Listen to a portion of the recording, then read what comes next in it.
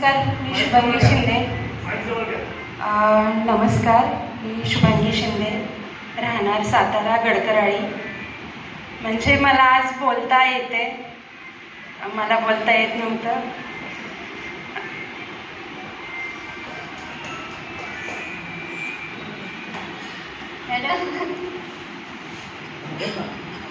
मी आज चालते आणि बोलते, हे सगळं हरियाण जोश आणि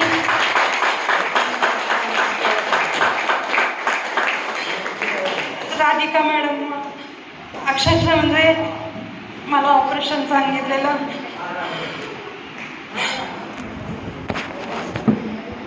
माझे सगळे रिपोर्ट आहेत. मला हाय लेवलचा थायरॉइड